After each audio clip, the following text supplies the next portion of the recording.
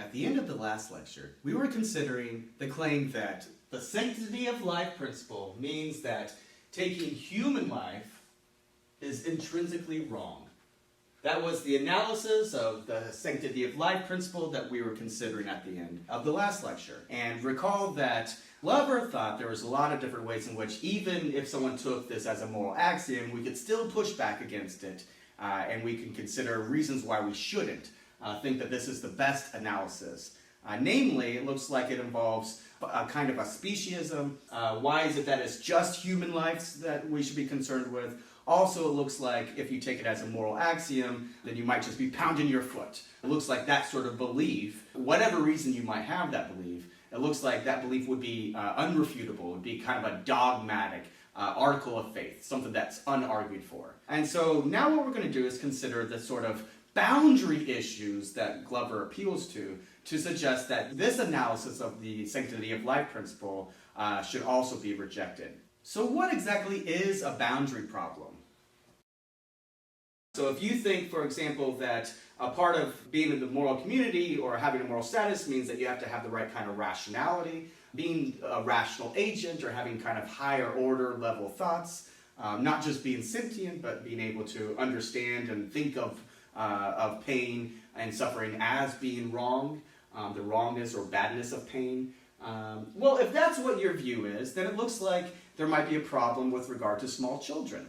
Intuitively, we think that small children, it would be morally wrong to kill them. We think that small children, in some sense, belong in the moral community. But small children do not have the kind of rational abilities that a grown adult has. Likewise, you might think that certain animals, maybe a chimpanzee or a dolphin or a whale or elephant, maybe even a pig, pigs are very, very smart and intelligent creatures. You might think that, they have a certain kind of rationality, maybe not the same kind as a human being, but a sufficient amount of rationality to where it would be morally wrong to kill them. But what about other animals? Maybe some other animals they wouldn't.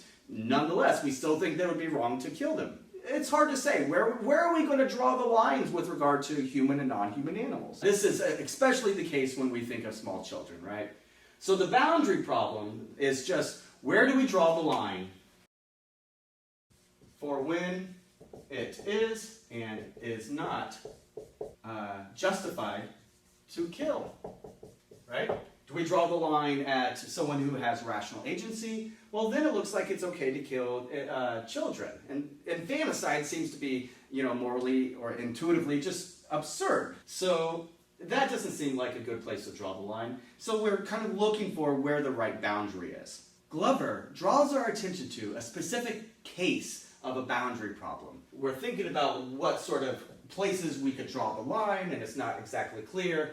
But one thing that we could say is there are certain cases where someone once was a rational agent, but maybe no longer is, someone who is experiencing irreversible comatose.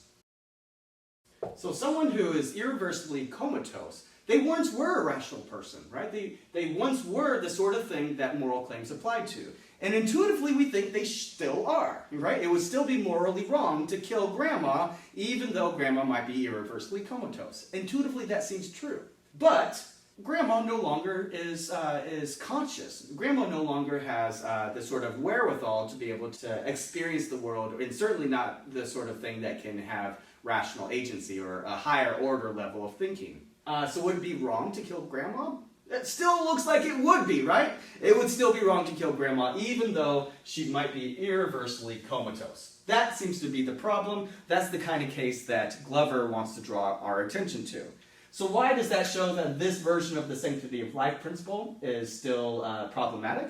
Well, because unless if we have some clear place to draw the line, then we're not going to be able to say why only human life is intrinsically wrong to kill. What about animals? What about grandma? And so forth, right? Where should we draw the line? Now, considerations of boundary issues like this actually force us to pay attention to another really critical issue that we need to take seriously and pay attention to in order to kind of cash out what exactly the sanctity of life principle means. And that's the problem of what exactly do we mean by death? How do we even know for sure when someone is dead or not?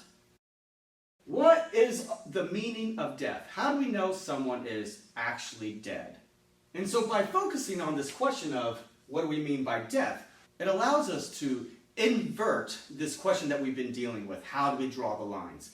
Where do we draw the lines? By focusing on what exactly we mean by death, what that does is it allows us to figure out why exactly it is that we value life. What is it about life that we value so much? Once we focus on why it is we value life in the first place, what it is about life that we think is so important, and we can try to answer that by distinguishing what exactly it is about death that makes something dead. And so what that's going to allow us to do is the following.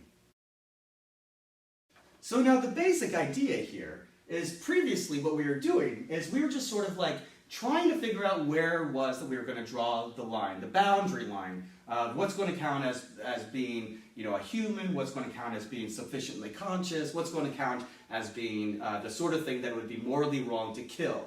And that looks like a very difficult task. It looks like there's going to be all kinds of different boundary issue problems.